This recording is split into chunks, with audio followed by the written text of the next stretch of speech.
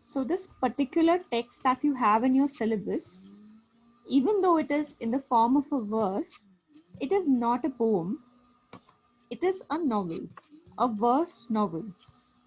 VERSE, that's what I mean by verse. So the text that we have is a portion, a segment of the novel and not the entire novel. I'll tell you कि इस segment के बाद क्या होता है, but I would like it कि अगर तुम लोग को ये अच्छा लगा ये segment, तो why don't you read the entire novel? It's a very very interesting novel, very interesting characters. Characters की वजह से this novel is very beautiful.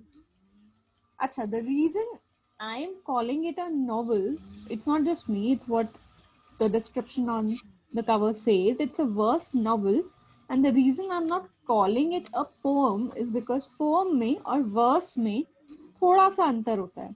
Verse is what makes a poem, but using the same technique, same format, form जो होता है एक poem का, उस verse form को use करके एक नॉवल भी लिखी जा सकती है, जिसका एग्जाम्पल है this particular novel that you have in your syllabus. It's called the golden gate. इसका एक section book 1 is in your syllabus. So for now verse क्या है, पोएम क्या है, नॉवल क्या है, उन सारी डिटेल्स में हम नहीं जाते हैं. Let's look at the poem line by line, let's look at the verse line by line. For some reason मैं बार बार इसे पोएम बुला रही हूँ, ये गलती मत करना. It is a verse and it's a novel. Let's look at this novel ka book 1, which is in your syllabus. So it begins like this. To make a star more swift than weighty, hail news, dear reader, once upon a time XYZ. So Vikram Seth says, जल्दी से शुरू करते हैं, ना कि बहुत ही वजनदार, जानदार, जोशदार तरीके से, बट जल्दी जल्दी लेट्स बिगिन. और फिर ये एक न्यूज को इन्वोक करता है.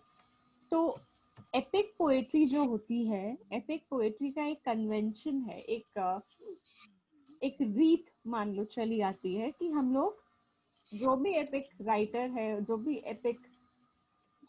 एपिक लिख रहा है या गा रहा है, वो हमेशा किसी न्यूज को इन्वोक करते हैं शुरुआत में. At the very beginning of their verse, of their poetry, epic writers और एपिक सिंगर्स, क्योंकि ओरिजिनली जो एपिक फॉर्म था वो ओरल था, यानी कि लोग किस्से कहानियां दूसरों को सुनाते थे. तो these people would at the very beginning invoke a muse. This muse would be one of the 9 muses, ज़्यादातर muse of poetry, muse of music, all of these.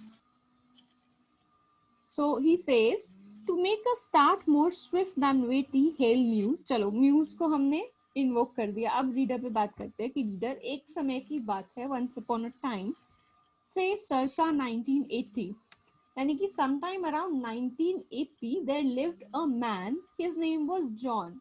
John नाम का एक आदमी था. अराउंड 1980s की बात है.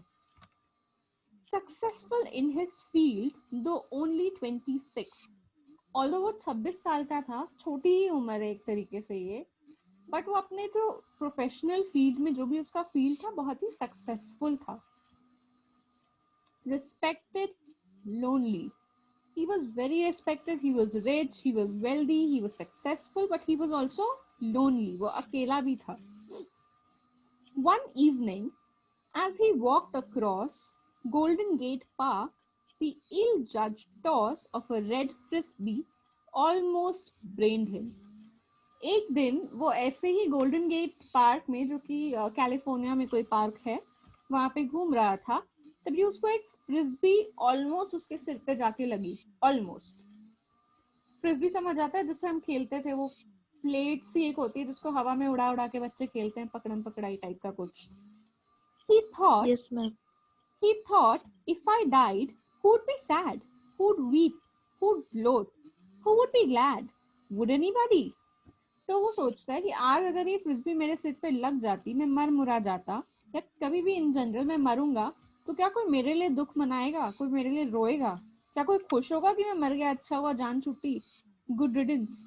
क्या ऐसा कोई है मेरी लाइफ में जो मेरे लिए ऐसे सोचे? As it pained him, he turned from this dispiriting theme to ruminations less extreme. और उसको ये सोच के बहुत दुख हुआ कि शायद उसकी जिंदगी में ऐसा कोई है ही नहीं, तो फिर उसने सोचा कि चलो इस बारे में नहीं सोचते, बड़ा दुखियारा सा टॉपिक है और कुछ अलग, थोड़ा सा कम एक्सट्रीम कोई चीज सोचते हैं, उस कम एक्सट्रीम किसी चीज के बारे में सोचते हैं.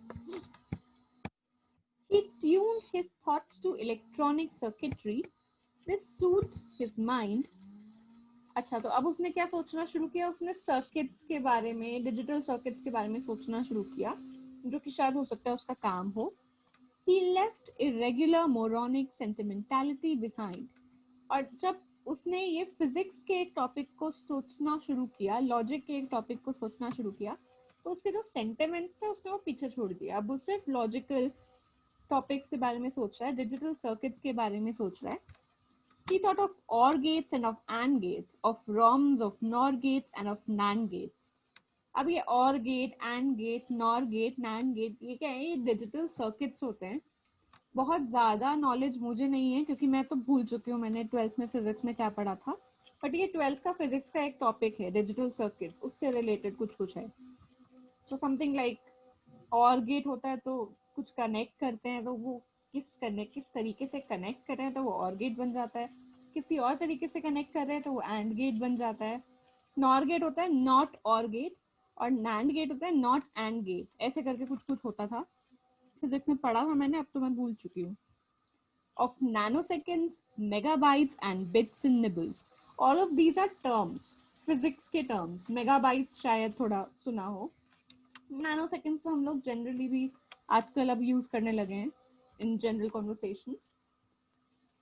But as flights of silhouetted birds move cawing across the pine serrated sky, पर अब जो वो दिखता है स्काई जो है, थोड़ा सा नुकीला सा एक स्काई बना दिया है, सोच रहा है, दिख रहा है उसको, और उसमें क्या हो रहा है, बर्ड्स कॉ करते हुए जा रही है. कॉ मतलब जो कौवे की आवाज आती है वैसी कोई कॉ कॉ की आवाज, और ऐसे कोई बर्ड्स आवाज निकालते हुए जा रही हैं. He can not see the birds, but उनका एक शैडो, उनकी आउटलाइन सी उसको दिखाई दे रही है. Dragged from his cove, not knowing why, he feels an urgent riptide drawing him far out, where, caught in the kelp of loneliness, he cries for help. अब ये सब देख के, अपने अराउंड जो सीनरी है उसे देख के उसे बहुत लोनली सा फील होता है, और एक तरीके से उसके दिल से ये आवाज निकलती है कि मैं कितना लोनली हूँ, काश मेरे पास भी कोई होता, उस टाइप का. He cries for help. John's looks are good, his dress is formal, his voice is low, his mind is sound. तो अब हमारा जो प्रोटैगनिस्ट है उसके बारे में थोड़ा सा हमको डिटेल में बताते हैं कि जॉन अच्छा खासा दिखता है, बुरा नहीं दिखता, ड्रेस करता है, फॉर्मली ड्रेस करता है, आवाज भी उसकी सॉफ्ट है, लो है, और दिमाग भी ठीक ठाक चल रहा है, कुछ भी अबनॉर्मल कुछ नहीं है. एक चीज जो उसमें अबनॉर्मल है वो उसकी बॉडी में, वो ये है कि उसको काम करने का बहुत शौक है. He is a workaholic. His appetite for work, उसके काम की जो भूख है, काम करने की भूख, वो abnormal है. He loves to work. He's a workaholic. A plastic name tag hangs around his collar like a votive necklace. उसके गले में एक ऐसा प्लास्टिक नेम टैग है जो कि शायद उसकी कंपनी ने उसके इसको प्रोवाइड किया. नेम टैग मतलब एक तरीके का स्लिप होता है जिसमें आपका नाम और डेजिग्नेशन लिखा है, प्लास्टिक के किसी रैपर में वो रैप्ड है, और वो उसने अपने गले में डाला हुआ है. And it serves as a votive necklace. Votive मतलब किसी चीज को गहरी वाव देना, VOW, वाव जो होती है, एक ओथ लेना किसी चीज का. तो जैसे मंगलसूत्र हो जाता है, वो शादी के लिए एक वोटिव नेकलेस है. Like that this plastic name tag hangs around his collar. Though well paid, he is far from reckless. Pays his rent promptly, jogs, does not smoke cigarettes, and rarely pot, eschews both church and heavy drinking, enjoys his garden, likes to read eclectically from man to beat. तो भाई कहने का ये मतलब है लड़के में कोई बुराई नहीं है और अच्छा खासा कमा भी लेता है, बढ़िया लड़का है. सो बहुत वेल पेड है, लेकिन ऐसा नहीं है कि थोड़ा रेकलेस हो या अपना कमाई उड़ा देता हो, उस टाइप का नहीं है. हमेशा अपने अपार्टमेंट की रेंट टाइम पे देता है, एक्सरसाइज करता है, सिगरेट्स नहीं फूकता, कभी कभी थोड़ा गांजा वांजा फूक लेता है, ना उसे चर्च यानी रिलीजन में कोई इंटरेस्ट है, ना बहुत ही हैवी ड्रिंकिंग करता है। He is a good man, अच्छा लड़का है। और मैं क्यों ये ऐसा डिस्क्रिप्शन दे रही हूँ कि लड़का ये अच्छा है, लड़का वो ऐसा है वैसा है, जैसे कि मान लो कोई शादी का रिश्ता लेकर आई हूँ, वो भी बहुत जल्द ही as we go through the poem, as we go through the verse, you will realise, as we go through the novel you will see कि मैं बार बार इसको इस तरह क्यों दिखा रही हूँ। मान लो कोई मैट्रिमोनी का एड दे रही हूँ। अच्छा, मान, थॉमस मान और Adam Bede, they are like writers and philosophers, उनका एग्जाम्पल दिया है। A surrogate some say for thinking, तो एक तरीके से जो उसने रीडिंग जो की है वो मान लो उसकी थिंकिंग को रिप्लेस कर रहा है। So all of these writers, eclectic writers that he's reading, from Thomas Mann to Adam Bede, they are replacing his critical thinking abilities. Friends claim he's grown aloof and prim. His boss though is well pleased with him. तो उसके जो दोस्त हैं वो उसको उसके लिए बोलते हैं कि यार ये कितना अच्छा बंदा था, हमारा कितना अच्छा दोस्त था, अब दूर हो गया हमसे। अलूफ होना मतलब दूर हो जाना, एंड प्रेम मतलब कि बहुत ही अलग, बहुत ही अखड़ू टाइप का इंसान हो गया है। लेकिन उसका बॉस जो है उसको उससे कोई दिक्कत नहीं है, he is very happy with his employ.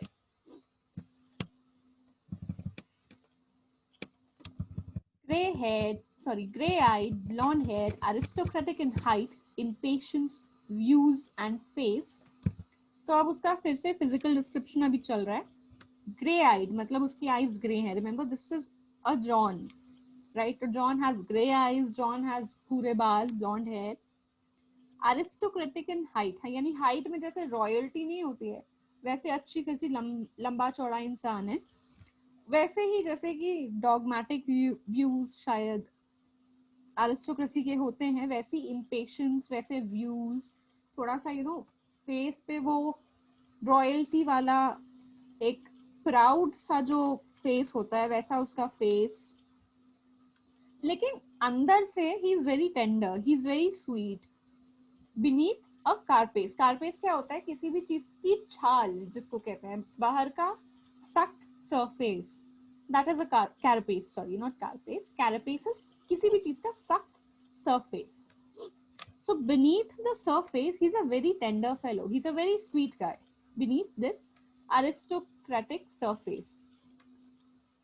Tender beneath a carapace of well-groomed taste and tasteful grooming.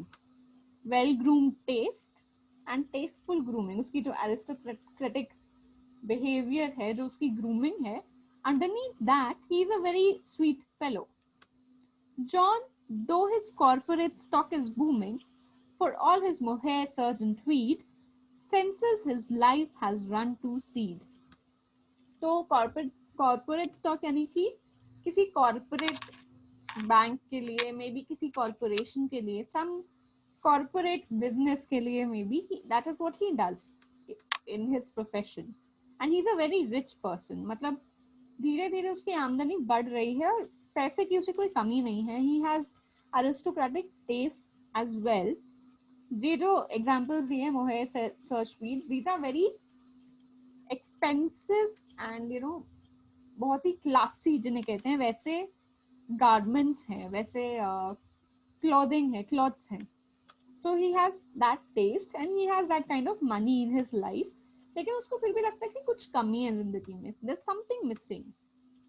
A passionate man with equal parts of irritability and charm, without as such intending harm।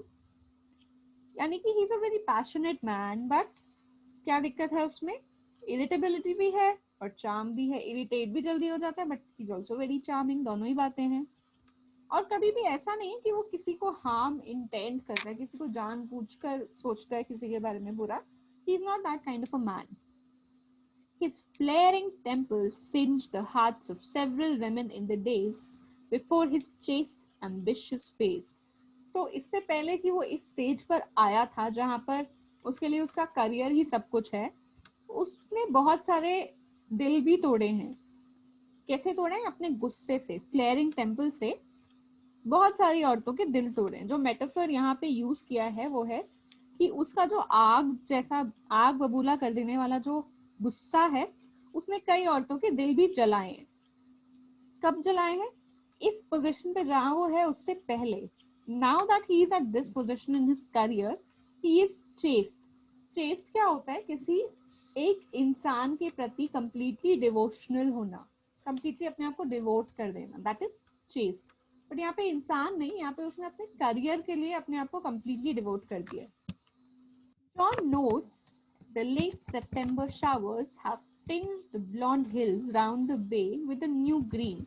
तो अभी ये सितंबर का महीना है और सितंबर में जो अभी बारिश हुई है, remember this is not happening in India, this is happening in California, sorry not California, exact जो जगह बताई है वो है सैन फ्रांसिस्को बे एरिया, जगह का नाम एग्जैक्ट दिया है, तो फिर हम लोग को गैस मारने की जरूरत यहाँ पे है नहीं। सो जॉन नोट्स कि सितंबर में यहाँ जो बारिश हो रही है उसकी वजह से जो गोल्डन कलर की हिल्स है अब वो ग्रीन हो गई है, वहां पे ग्रीनरी हो गई है because of the rains. He notes the flowers in their pre winter bloom. अब विंटर ना नवंबर में, नवंबर से विंटर शुरू हो जाएगी वहां पर, और अभी जो फ्लावर्स हैं वो विंटर से पहले जितने ब्लूम करते हैं ना वैसे ब्लूम करते हैं। The way that when he was a child the mystery of San Francisco's restless history kindled in him an answering spark. It struck him now as through the park, wrested from old dunes, dunes होते हैं रेत रेगिस्तान का area, by the westward thrust of the green belt to the slow Pacific swell, his footsteps go. अब ये सब वो देखते हुए, ये सोचते हुए कहाँ जाता है? पैसिफिक की तरफ जाता है। लेकिन अब वो देखता है कि अब देर हो गई है, अब रात होने लगी है धीरे धीरे। द बर्ड्स फ्लाई नेस्टवर्ड, बर्ड्स वापस अपने नेस्ट की तरफ जा रहे हैं। टुवर्ड द सनसेट, सनसेट होने वाला है। And the arc of darkness drifts across the park, जहां वो जाना चाह रहा है गोल्डन गेट पार्क, वहां पे अब धीरे धीरे रात हो रही है तो अंधेरा छा रहा है। It's Friday night, the unfettered city resounds with hedonistic glee. आज है फ्राइडे, फ्राइडे को करते हैं लोग पार्टी क्योंकि सैटरडे संडे छुट्टी होती है। तो जो अनफेटर्ड सिटी है, फेटर्स मतलब कि बेड़ियां, चेन्स, इस सिटी पे कोई चेन नहीं है, यहाँ के लोग खुल के फ्राइडे को एंजॉय करते हैं। हीडोनिस्टिक क्या होता है? सिर्फ प्लेजर के बारे में सोचना, सिर्फ इन द मोमेंट अपने प्लेजर के लिए काम करना, प्लेजर गेन करना, प्लेजर के बारे में सोचना। सो दैट्स व्हाट आज की फ्राइडे नाइट पे इस अनफेटर्ड सिटी में कितने लोग इंजॉय कर रहे हैं। जॉन नहीं कर रहा है, जॉन अकेला है। John feels a cold cast of self pity envelop him. अब जब वो ऐसा सोचता है कि देखो यार सब लोग कितना एंजॉय कर रहे हैं, फ्राइडे है, सब लोग मजे में हैं, लेकिन मैं अकेला हूँ, तो उसको एक सेल्फ पिटी होता है, खुद पे कितनी पिटी होती है उसको कि क्या यार मैं तो अकेला रह गया। No family cushions his solitude, उसके पास कोई फैमिली नहीं है, कोई परिवार नहीं है जो उसका अकेलापन दूर कर पाए। और rather his mother is dead, उसकी माँ मर चुकी है। His English father retired in his native Kent, उसका जो फादर है इंग्लिश है और वो केंट में रिटायर हो चुका है। Rarely responds to letters sent if rarely by his transatlantic offspring, तो जो उसका फादर है वो कभी भी उसके लेटर्स का उतना आसानी से रिस्पॉन्स नहीं देता है, और वो भी जॉन भी बहुत ज्यादा अपने फादर को लेटर्स नहीं लिखता है। In letters to the Times, he rails against the nameless crimes of the post office, waxing frantic about delays from coast to coast. He hones his wit and damns the post. तो वो क्या करता है John, क्योंकि ना तो वो बहुत रेगुलरली अपने पिता को लिखता है, ना उसका पिता रेगुलरली उसको रिप्लाई करता है, तो एक तरीके से मन की भड़ास निकालने के लिए शायद वो न्यूज़पेपर में लिखता है कि हमारा पोस्ट ऑफिस कितना बुरा है, कितना डिले करता है लेटर सेंड करने में। ये सब वो अपना अपना न्यूज़पेपर में अपनी ये राय रखता है। लिंकलेस नोड, नोड क्या होते हैं? कुछ ऐसी गांठें जहां से नए पौधे, नए पत्ते निकलते हैं। कहीं किसी प्लांट में अगर देखा हो तो एक जैसे सीधी टहनी जा रही है, फिर वो दो में डिवाइड हो गई, जो पॉइंट होता है जहाँ पे 3 एक तरीके से टहनियां निकल रही हैं, उसे कहते हैं नोड। लेकिन जॉन क्या है, वो एक ऐसा नोड है जिसके आगे से कोई टहनियां निकल ही नहीं रही। He is a linkless node, no spouse और सिबलिंग, नो चिल्ड्रन। ना तो उसकी कोई पत्नी है, ना कोई बच्चा है, ना कोई, मतलब he has no spouse, no sibling, no children, he has nobody. और ज्यादातर उसकी माँ मर चुकी है, पिता ज्यादा उसके लेटर्स को रिस्पॉन्ड करने में विश्वास रखता नहीं है। John wanders alone into an ice cream parlour. अब वो क्या करता है, he wanders into an ice cream parlour. वहां पे एक आइसक्रीम की शॉप है, वो अकेले वहीं वहीं चला जाता है। Nibbling the edges of a sugar cone by turns, a pair of high school lovers stand giggling. अब वो आइसक्रीम शॉप पे जाके क्या देखता है कि एक हाई स्कूल के, मान लो कोई बॉयफ्रेंड गर्लफ्रेंड है, कोई लवर्स हैं, हाई हाई स्कूल में पढ़ने वाले बच्चे, वो एक ही कोन से बारी बारी आइसक्रीम खा रहे हैं। So they are having fun and they are giggling. Giggling मतलब हंसना। John uncharmed discovers his favourite flavours. John उनको ज्यादा नोटिस नहीं करता और अपने फेवरेट आइसक्रीम फ्लेवर्स, जो कि है पंपकिन पाई और बबल गम, उनको खरीदता है, उनका डबल स्कूप खरीद लेता है। Sits down, but whether his eyes fall on a knot of 3 schoolgirls, a clamorous family, or munching cheerfully together a hippie and a Castro clone, it hurts that only he is alone. तो अब वो अपनी ice cream लेके बैठ गया और वो देखता है कि देखो वहां पे कुछ स्कूल की बच्चियां हैं, 3 स्कूल की बच्चियां हैं, वो भी आइसक्रीम खा रही हैं, एक फैमिली है वो भी आइसक्रीम खा रहे हैं, और एक शायद फैंसी ड्रेस में कोई गया होगा, तो एक हिपी की तरह ड्रेस है और एक फिडेल कैस्ट्रो करके एक आदमी था, ही वाज अ रेवोल्यूशनरी, उसकी तरह ड्रेस है। So these two people who are maybe role playing these characters, वो भी अपने आइसक्रीम खा रहे हैं। सो अभी एक हिपी की तरह ड्रेस्ड है और एक है फिडेल कैस्ट्रो की तरह। These two role players they are also eating there ice cream. वो नोटिस करता है कि यहाँ पर सब लोग के पास कोई ना कोई है, कोई दोस्त है, कोई फ्रेंड है, कोई लवर है, लेकिन it hurts that only he is alone. सिर्फ वही है जो कि शायद अकेला है। He goes home seeking consolation among old Beatles and Pink Floyd. तो कोई बात नहीं, वो सर कोई बात नहीं, मैं घर चलता हूँ। घर चल के वो सोचता है कि मैं चलो गाने सुन लेता हूँ। तो ये 2 बैंड है, बीटल्स और पिंक फ्लॉयड, जिनके गाने वो सुनता है। But girl elicits mere frustration. Girl क्या है? Girl is a single, it's a song by one of these bands. It's a song by Beatles. While Money leaves him more annoyed. Money एक और गाना है which also irritates him. This also irritates him. Alas, he hungers less for money than for a fleeting taste of honey. यानी कि वो अब जब Beatles के और पिंक फ्लॉयड के गाने सुन रहा होता है तो उसे और ज्यादा इरिटेशन होती है और ज्यादा फ्रस्ट्रेशन होती है, क्योंकि अब उसे शायद पैसे के पीछे वो कम भाग रहा है और वो ये सोच रहा है कि उसकी जिंदगी में कुछ सब्सटैंशियल हो, कुछ स्वीट हो। Murmuring, money is a gas, the lunatic on the grass. He pours himself a beer, desires and reminiscences intrude upon his unpropitious mood until he feels that he requires. तो अब यही सोचते सोचते कि हाँ ठीक है, पैसा तो है, मनी है, हनी भी होना चाहिए, something like that, something along those lines. वो अपने लिए एक बियर रेडी करता है और अपनी सोच में डूब जाता है until he feels that he requires a one-way ticket to ride and soon across the dark side of the moon. तो वो यही सोचता है कि he needs, अच्छा यहाँ dark side of the moon का मैं रेफरेंस समझाऊंगी। वो यही सोचता है कि he needs to get out of this rut maybe, जिसमें वो अभी है, जिसमें वो अभी फंसा हुआ है, where he has the money but he's very lonely. He's a very good person, he's a very well settled man, good looking, all of that is going well for him, but he has nobody for him. He has no friend, no family, no lover, nothing.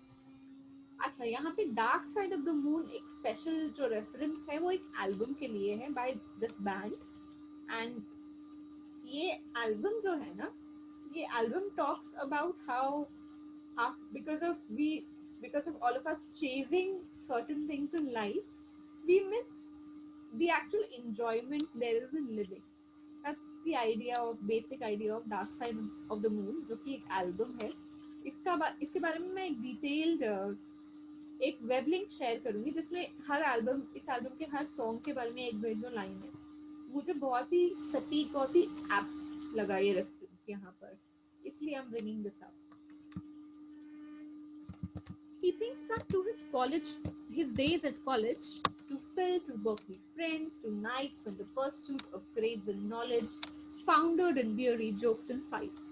तो अब वो अपने college days को याद करने लगता है और अपने दोस्त फिल के बारे में और अपने बाकी के बर्कली के दोस्त. बर्कली इज अ यूनिवर्सिटी, जैसे DU is a university, SOL DU का पार्ट है, वैसे ही बर्कली इज अ यूनिवर्सिटी. तो ये बर्कली से पढ़ा हुआ है और वहाँ पे यूनिवर्सिटी के कॉलेज के दोस्तों के बारे में, जिनमें से एक है फिल, और किस तरह ये लोग रात को पढ़ते थे, पढ़ाई करते थे और अपने मार्क्स की चिंता करते थे, बियर पीते पीते पढ़ते थे, लड़ाई करते थे, you know those times, those college times.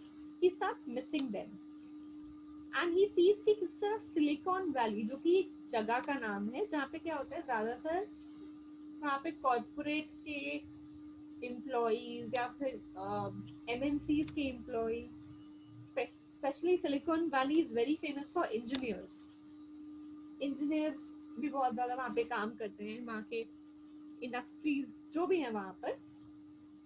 सो ये सोचता है कि सिलिकॉन वैली एक एम्बिशन का अल्सर है, एम्बिशंस अल्सर एली, जहाँ पर क्या होता है, जो यंग ग्रेजुएट्स होते हैं, जो नए नए कॉलेज से पढ़ के निकलते हैं, मान लो उनको कोई सायरन बुला रहा है. Siren is a mythical creature जो कि अपनी आवाज से दूसरों को अट्रैक्ट करता है अपनी तरफ लाकर और उनको मार देता है. That's a mythical creature. तो मान लो सिलिकॉन वैली एक ऐसी जगह है जो कि यंग ग्रेजुएट्स को इतना अट्रैक्ट करती है और उनको उनके ड्रीम्स को एक तरीके से it kills them. Of power and wealth beyond their dreams ejects the lax and drives the driven, burning their candles at both ends. कैसे? उनको इतना वर्क करा के, उनको ओवरवर्क करा के it kills their dreams, but it also provides them power and wealth जितना उन्होंने इमेजिन भी नहीं किया होता. तो जो अभी इसके साथ हो रहा है, John is very overwork but he has both power and wealth. Thus, files take precedence over friends. Labor is lauded, leisure driven. John kneels bareheaded and unshod before the chip, a jealous god. यहाँ क्या होता है, files यानी कि काम को ज्यादा prefer करते हैं फ्रेंड्स से, इंजॉयमेंट को कम प्रेफर करते हैं काम से. लेबर इज लॉडेड, जितनी आप मेहनत करोगे अपने वर्क में उसको उसकी तारीफ मिलती है, और जितना आप फ्री टाइम अपने लिए लोगे या जल्दी जाओगे ऑफिस से, उसको कम इनकरेज किया जाता है, उसको अच्छा नहीं माना जाता है. John kneels bare headed and unshod. तो ये जो चिप है, चिप इज व्हाट, मनी. एक पैसे को भगवान की तरह मान के उसको पूजना, that is what this means. So John also believes in this kind of a work culture. He's also stuck in this work culture, as did Phil too, until his recent flight from the rich realms of defense. ऐसे ही John का जो दोस्त था fill, remember fill, Berkeley में उसका एक दोस्त था, वो भी ऐसा ही था. लेकिन अभी रिसेंटली उसने ये जो भेड़चाल है पैसे के पीछे, पावर के पीछे, जो सिलिकॉन वैली में जो चल रहा है, उसने बहुत ही रिसेंटली सब कुछ छोड़ दिया. With what John holds to be indecent precipitation and bad sense. लेकिन जॉन को ये लगता है कि उसने ये जो छोड़ा ना, उसने बहुत गलत किया, उसके लिए बिल्कुल सही नहीं था. It was in bad sense. John still engaged in such endeavors. John अभी भी वही पैसे के पीछे भागना, बहुत सारा काम करना, you know, being overworked, being a workaholic. John is still in that phase. John, still engaged in such endeavors, feels Phil's new zest for peace work severs a thread of mutual interest. So what now? John को ये लगता है, जो कि अभी भी money के पीछे भाग रहा है, who still working so hard, उसको लगता है कि फिल का ये जो नया, जो उसमें ये आइडिया आया है कि पीस चाहिए मुझे, काम उतना नहीं चाहिए, जिंदगी में थोड़ा सा पीसफुल होना है, ना कि पैसा कमाना है. उसको लगता है कि ये गलत है और ये हम दोनों के अब इंटरेस्ट अलग हो चुके हैं. He almost fears to call him lest political debate should color a friendship based on easy cheer, light camaraderie, drink dark beer and double dating. तो अब वो उससे थोड़ा सा डिस्टेंस बना के रखता है, थोड़ा दूर ही रहता है उससे, क्योंकि अब उसके जो इंटरेस्ट हैं वो बहुत अलग हो चुके हैं. और उनकी जो फ्रेंडशिप थी बहुत ही इजी गोइंग, बहुत ही हैप्पी गो लकी टाइप की फ्रेंडशिप थी, जो कि अब शायद नहीं रही.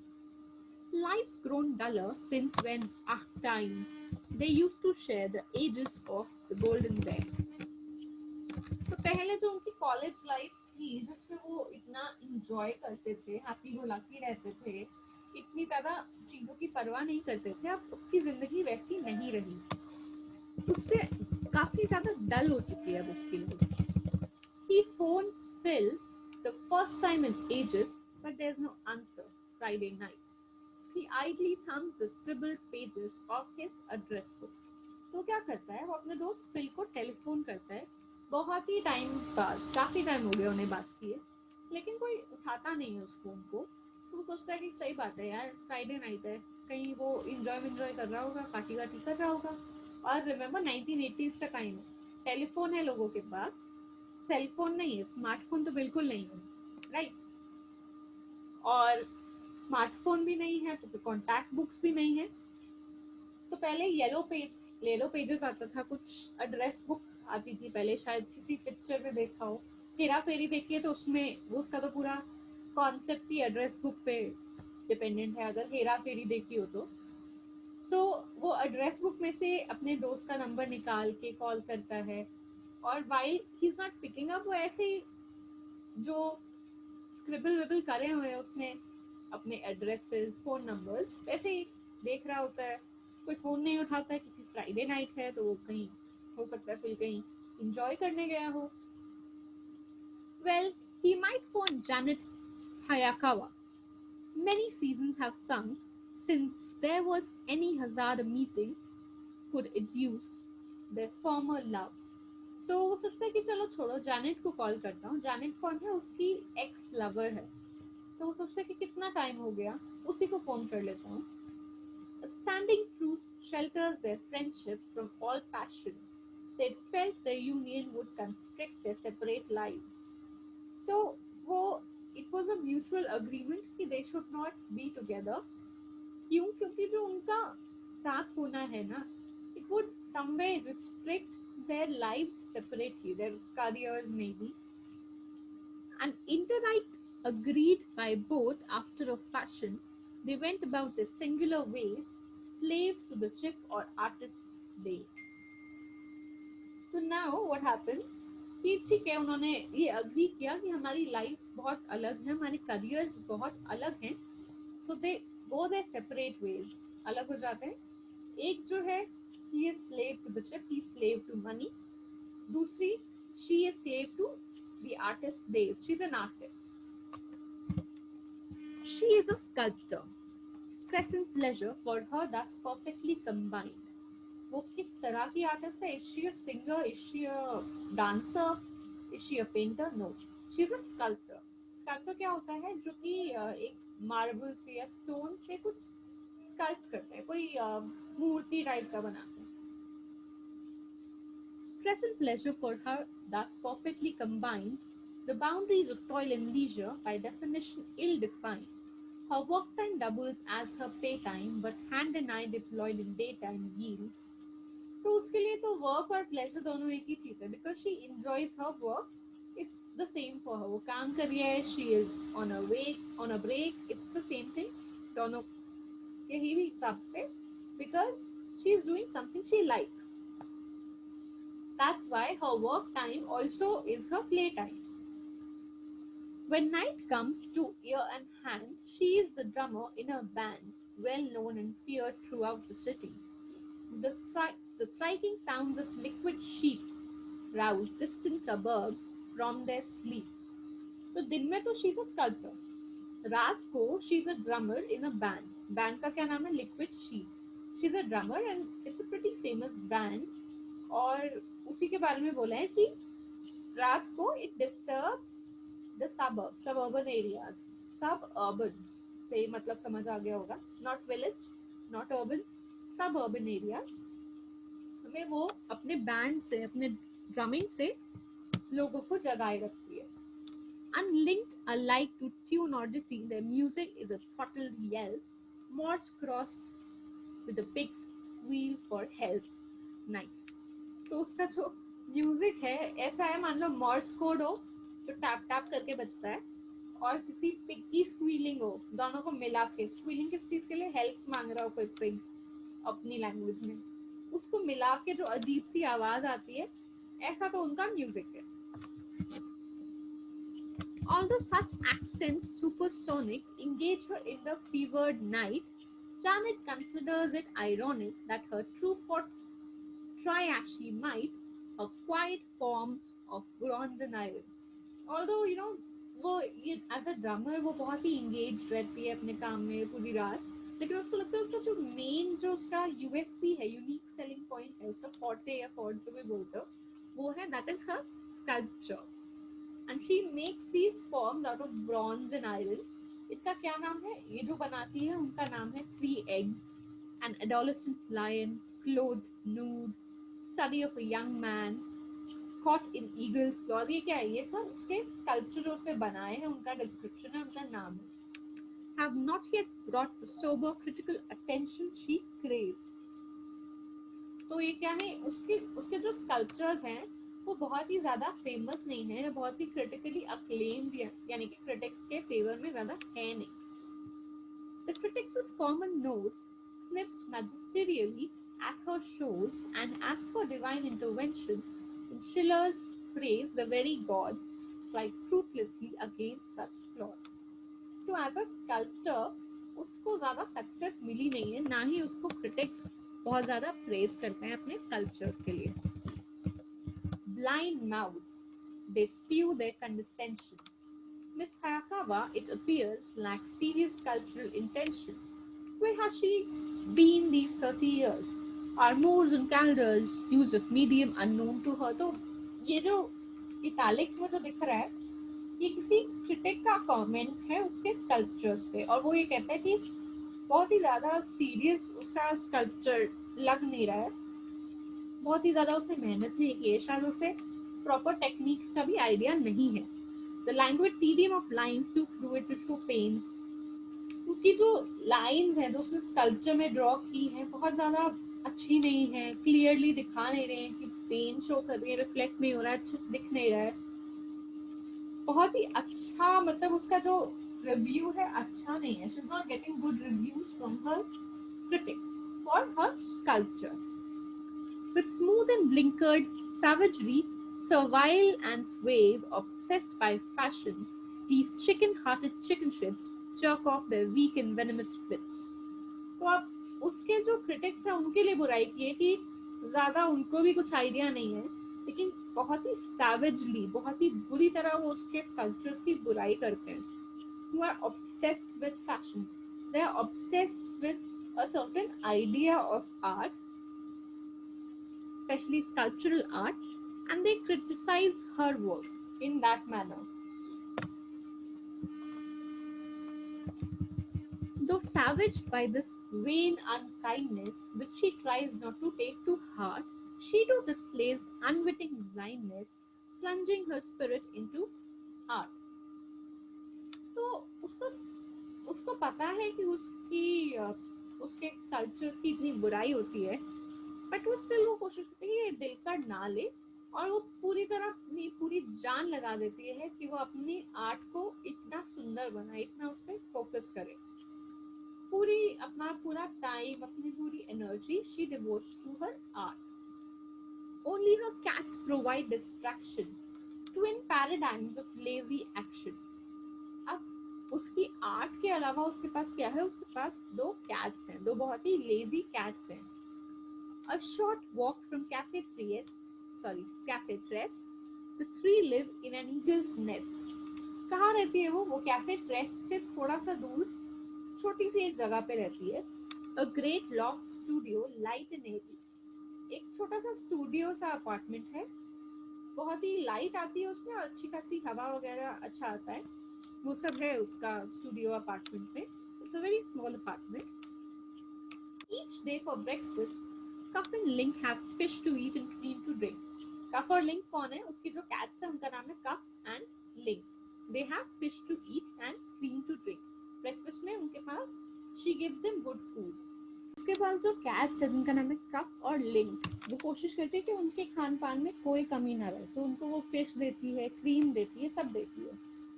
Their mistress drinks a Bloody Mary for inspiration and devours her Weetabix and works for hours. लेकिन खुद के लिए वो इतना न्यूट्रिशियस खाना नहीं लेती. खुद के लिए वो क्या लेती है? She just drinks an alcoholic beverage, a cocktail, and eats थोड़ा बहुत इधर उधर कुछ कुछ snacks. और बहुत घंटों लगी रहती है अपने sculptures में. Sweet Siamese of rare effulgence, with chocolate ears and limbs of tow, Jan gives them love, food and indulgence. तो उसकी जो कैट है वो सायमीज कैट है और वो उनको बहुत प्यार से रखती है, बहुत ही उनको स्पॉइल करती है और खूब उनको खाना खिलाती है. The cats take this for granted, show scant deference to their human betters. लेकिन कैट्स क्या है? बिल्ली है, बिल्लियों वाले काम करेंगी. ऑब्वियसली कुत्ते तो है नहीं जो थोड़ा सा भी ग्रैटिट्यूड दिखा ले. सो कैट्स को लगता है हाँ ठीक है भाई, कर रही है, इसका काम है, करेगी हमारे लिए. So they take her for granted और कोई उसको उसकी तरफ कोई special love they do not bestow. See I am a dog person, तो मुझे लगता है कि डॉग के लिए इतना करोगे ना तो dogs will be very grateful. But cats के लिए इतना करोगे, cats are like whatever, I am the queen, of course मेरे लिए तो करोगे ही. वही एक तरीके से दिखाया जा रहा है. Their baskets woven with gold letters in splendor Jan can ill afford. जान क्या है? जान जानेट का ही निकनेम टाइप का कुछ है. तो जो कैट्स के जो बास्केट्स है ना वहाँ पे भी गोल्ड लेटर्स से उनके नाम लिखे हैं, उनके इनिशियल्स लिखे हैं. इवन दो जानेट जो है वो अफोर्ड भी नहीं कर सकते, स्टिल वो उनको इतना स्पॉइल करती है. In silken bed on sumptuous board they patted. खूब खिला पिला के मोटी हो रही हैं ये बिल्लियां और इनको वो सिल्क की बेडिंग देती है, बहुत प्यार से रखती है. Though when out of favor, the L and C on their beds are interpreted louse and catar, Jan relishes the warmth and savor the deeds of cup and link confer, the love they deem to yield to her. Jan को ये अच्छा लगता है कि थोड़ा भी अगर वो प्यार दिखाते हैं, उसको अपने बिल्लियों को पैम्पर करने में अच्छा लगता है. Through Cuff's exploratory predations, Knobs in electric blankets know untimely death. Link's sharp striations score the old desk that years ago was left by Jan's grandparents, Issy, to her own parents, self-made Missy, and now, for lack of storage space in their small flat, stands in this place beneath a scroll by her grandfather. So now, which is basically उसी cat उन्हीं cats के बारे में थोड़ा explain किया, फिर बताया कि उसका जो छोटा सा जो अपार्टमेंट था उसी में उसके ग्रैंड पेरेंट्स का कुछ दिया हुआ गिफ्ट सा था जो कि अब एक कोने में है because it's a very small apartment. और वहीं पे बीनीथ अ स्क्रॉल बाय हर ग्रैंडफादर, वहीं पे नीचे कहीं पे एक कविता भी उनके जो दादाजी या नाना जी ग्रैंडफादर है उनकी लिखी, उनकी स्क्रॉल की हुई कविता है bye Wang Wei. So maybe this is a writer who's written a poem जिसको उसके ग्रैंडफादर ने कहीं पे सुंदर तरीके से कैलीग्राफी कर करके कुछ कुछ वहाँ पे लिखा हुआ है. पर it's a very small apartment और उसकी जगह नहीं है, तो ऐसे कोने में वो पड़ा है. Rather yellowed and frayed in recent years, this scroll still brings Jan close to tears. तो इवन दो बहुत ही निग्लेक्टेड तरीके से वो स्क्रॉल रखा है, बट इट्स स्टिल, और वो खराब भी हुए जा रहा है, बट स्टिल जैन जब भी उसको देखती है she starts crying, she almost cries. John stands beside his phone. चलो ये तो हुआ जैन का, जैनेट का डिस्क्रिप्शन. अब हम वापस आ गए हैं जॉन पे. रिमेंबर जॉन कहाँ था? जॉन ने फिल को फोन किया था, फिल ने फोन नहीं उठाया था क्योंकि शायद फ्राइडे है, वो एंजॉय कर रहा होगा. फिर वो सोचता है कि जैनेट को फोन मिलाता हूँ, तब वो वही कर रहा है, वो जैनेट को फोन मिला रहा है. John stands beside his phone, recalling Janet's warm beauty, smiling calm, her dark eyes, high-boned features, falling black ponytail, her fragrant charm. तो अब वो अपनी एक्स लवर के बारे में, उसके फीचर्स के बारे में सोच रहा है कि उसकी कितनी सुंदर डार्क आईज थी, उसके फीचर्स कितने शार्प थे, नैन नक्श, जिसे कहते हैं नैन नक्श पीछे होना, उस टाइप का उसके फीचर्स थे। ब्लैक कलर की वो एक पोनीटेल बना के रखती थी अपने ब्लैक बालों की। And how charming she was, he सब thinking about all of this. He thinks, I guess I'll be the wiser for talking to a sound advisor. And he says to himself, he thinks to himself कि यार बात तो सही है, मैं किसी अच्छे इंसान की सलाह वाला लूंगा तो मैं ही सही करूंगा, ये यही सही तरीका है। I should maybe listen to a good advisor. So he decides कि चलो इसको फोन मिलाते हैं। He dials. To his deep surprise, an answering machine replies, requests his message name and number, wait for the beep. जो कभी शायद किसी serial में देखा होगा, हमारे यहाँ तो उतनी आंसरिंग मशीन होती नहीं है। तो आंसरिंग मशीन ने रिप्लाई किया, जानेट ने नहीं उठाया फोन, बट जानेट की आंसरिंग मशीन ने बोला कि leave your message name and number after the beep. So John says, it's me John 2344963, no message. अब जॉन के पास कोई मैसेज वैसेज उसने नहीं दिया, उसने सिर्फ ये बोला कि देखो मैंने फोन किया, ये मेरा नंबर है। Rather than encumber the brusque machine with his heart's woes, he wraps himself in pensive prose. तो वो सोचता है कि कहाँ मैं एक मशीन को अपने दिल की बात बताऊं, चलो मैं कुछ पढ़ ही लेता हूँ। In the meantime, let me read. So he starts reading these books. Life's Little Ironies by Thomas Hardy, The Gloomier Sermons of John Donne, The Zibaldone of Leopardi, The Queen of Spades, ये सब कुछ किताबें हैं which he starts reading. At 10 to 1, from the crevasse of melancholy in which he now is buried fully, he hears the phone ring. तो अब around 1 बजने को है और वो बहुत ही दुखी है। तभी उसको सुनाई देता है कि उसका फोन बजा है। So he picks it up and he hears, "Hello, John. Are you okay? What's going on? I just got back. I thought I'd phone you, although it's late. You sounded bad on the machine, more tired and sad than in the whole time I've ever known you." तो जानेट का reply आता है कि John तुम ठीक भी तो हो ना, सब बढ़िया तो चल रहा है ना, तुम्हारी आवाज तो बड़ी यार, तुम ऐसा लग रहा था बड़े दुखी हो, बड़े थके हुए से हो। कभी मैंने तुम्हें इतना दुखी और थका हुआ कभी देखा नहीं। So he replies, "It's nothing. Tell you what, let's meet for lunch tomorrow, 16th Street, the Shoe Jing one. It's well frequented. Food's great."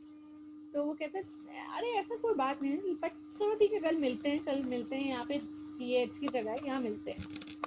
Next day, not quite at ease, John shows up early, cologne scented, hyper immaculate, sits and sees families, lovers inter alia, a circus clown in full regalia. तो John थोड़ा सा जल्दी जाता है, पहले से जाके बैठ जाता है, अच्छा खासा सेंट वेंट छिड़क के, एकदम अच्छे से टिप टॉप तैयार होके। हाइपर इमैक्युलेट मतलब इमैक्युलेट होता है एकदम spick and span, perfectly ready होना, बिना किसी आपके शॉर्ट पे एक क्रीज भी ना हो। हाइपर इमैक्युलेट सोचो कितना उसने प्रिम एंड प्रॉपरली तैयारी की होगी। और वो वहां जाके बैठता है, वो देखते हैं कि फैमिलीज हैं, लवर्स हैं, सबके पास कोई ना कोई है अपना। But as the hopa strokes its thumb, he fidgets. Janet hasn't come. Deaf to the pap of Muzak sounding, poor little town of Bethlehem, anachronistically, at them, the patrons dine with zest.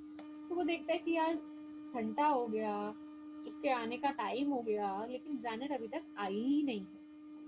Rebounding off the plastic chairs and grubby floor, the notes merge with the squeaking door. तो अब थोड़ा सा description भी है कि वहाँ पे ये ट्यून व्यून चल रही है और कैसे उस ट्यून का जॉन पे क्या रिएक्शन है। स्क्वीकिंग सुनाई दे रही है उसे फ्लोर की, सॉरी डोर की। So all of this is going on around him. Around him there's families, there's lovers, there's so many people जिनके पास दोस्त हैं या कोई ना कोई उनका अपना है, या फिर म्यूजिक चल रहा है, दरवाजे खुलने बंद होने की आवाज आ रही है, बट जानेट अभी तक नहीं आई है। सो जानेट आती है नहीं आती है कब आती है, ये फिलहाल के लिए हम लोग सस्पेंस ही रखते हैं और आज के लिए यहाँ पर स्टॉप करते हैं।